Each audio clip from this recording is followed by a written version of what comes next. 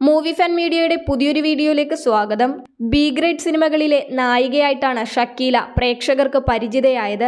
എന്നാൽ അഭിനയിച്ച സിനിമകളേക്കാൾ വെല്ലുവിളി നിറഞ്ഞതായിരുന്നു ഷക്കീലയുടെ ജീവിതം. കുടുംബത്തിനു വേണ്ടി എല്ലാം സഹിച്ച് അഭിനയത്തിലേക്കിറങ്ങിയ ഷക്കീലയ്ക്ക് പിന്നീട് ആരുമില്ലാതെയായി. തന്റെ പണവും സ്വത്തും മാത്രം കണ്ട് പിന്നാലെ വന്ന അമ്മയെക്കുറിച്ചും സഹോദരങ്ങളെക്കുറിച്ചുമെല്ലാം ഷക്കീല പല അഭിമുഖങ്ങളിലും സംസാരിച്ചിട്ടുണ്ട്. ഇപ്പോഴിതാ ഷക്കീല നൽകിയ അഭിമുഖത്തിൽ തന്റെ പ്രണയത്തെക്കുറിച്ച് സംസാരിച്ചത് വൈറലായിക്കൊണ്ടിരിക്കുകയാണ്. നിലവിലിപ്പോൾ എനിക്കൊരു പ്രണയമുണ്ട്, പക്ഷേ അദ്ദേഹം ഉടനെ വിവാഹിതനാകും. വധു ഞാനല്ല. അദ്ദേഹത്തിന്റെ പേര് വിവരങ്ങൾ പറയാൻ താല്പര്യപ്പെടുന്നില്ല. എങ്ങനെയായാലും മറ്റൊരു ജീവിതത്തിലേക്ക് കടക്കുകയാണ്. ഞങ്ങൾ തമ്മിൽ ഇഷ്ടത്തിലായി, കുറച്ചുകാലം ഒന്നിച്ചു ജീവിച്ചു. പക്ഷേ മതം പ്രശ്നമാവുമെന്ന് എനിക്ക് അപ്പോൾ തന്നെ അറിയാമായിരുന്നു. അദ്ദേഹം ഹിന്ദുവാണ്, ഞാൻ മുസ്ലിമും. അദ്ദേഹത്തിന്റെ വീട്ടിൽ വിവാഹത്തിന്റെ സമ്മർദ്ദം വന്നു. എങ്ങനെയായാലും ഞങ്ങൾക്കൊന്നിച്ചു ജീവിക്കാൻ കഴിയില്ല എന്നറിയാവുന്നതുകൊണ്ട്, എന്നെ ഒരു തരത്തിലും അദ്ദേഹത്തിന്റെ കുടുംബം അംഗീകരിക്കില്ല എന്നറിയാവുന്നതുകൊണ്ടും ഇത് വേണ്ട എന്ന് പറഞ്ഞത് ഞാൻ തന്നെയാണ്. മറ്റൊരാളെ വിവാഹം ചെയ്യാൻ പറഞ്ഞതും ഞാൻ തന്നെ. സ്നേഹിക്കുന്നവരുടെ സന്തോഷമാണല്ലോ ഏറ്റവും വലുതെന്നും ഷക്കീല പറഞ്ഞു. എന്റെ ആദ്യത്തെ പ്രണയം 11ാം വയസ്സിലാണ്. അന്നത് പ്രണയമാണെന്ന് തിരിച്ചറിയാനുള്ള പക്വതയൊന്നും എനിക്കുണ്ടായിരുന്നില്ല. ഇഷ്ടമാണ്, ഐ ലവ് യു എന്നൊന്നും പറഞ്ഞിട്ടുമില്ല. പക്ഷേ അങ്ങനെയൊരിഷ്ടം ഞങ്ങൾക്ക് രണ്ടുപേർക്കും ഉണ്ടായിരുന്നു.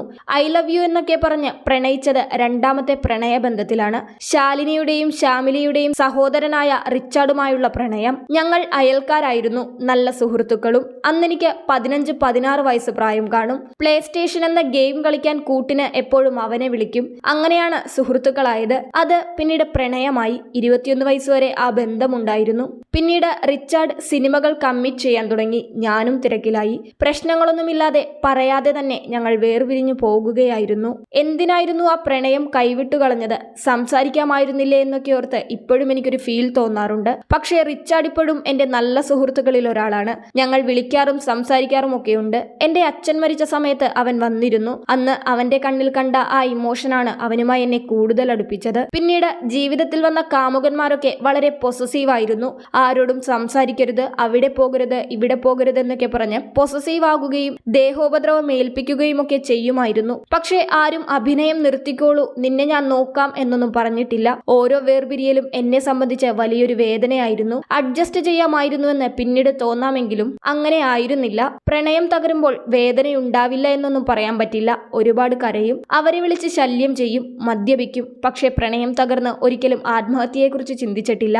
ആത്മഹത്യയെക്കുറിച്ച് ചിന്തിച്ചത് അമ്മയിൽ നിന്നുണ്ടായ അനുഭവമാണ്. ജീവിതത്തിൽ 20ഓ അതിലധികമോ പ്രണയം സംഭവിച്ചിട്ടുണ്ട്. ഒരു ദിവസവും 3 മാസവും ആയുസ്സുള്ള പ്രണയം വരെ ഉണ്ടായിട്ടുണ്ട്. ടൈം പാസിന് വേണ്ടി ഒരു പ്രണയവും ഉണ്ടായിട്ടില്ല. വിവാഹം ചെയ്യാൻ വേണ്ടി തന്നെയാണ് ഓരോ പ്രണയവും സംഭവിക്കുന്നത്. പക്ഷേ ഒരു ബന്ധവും അവിടെ വരെ എത്തിയില്ല.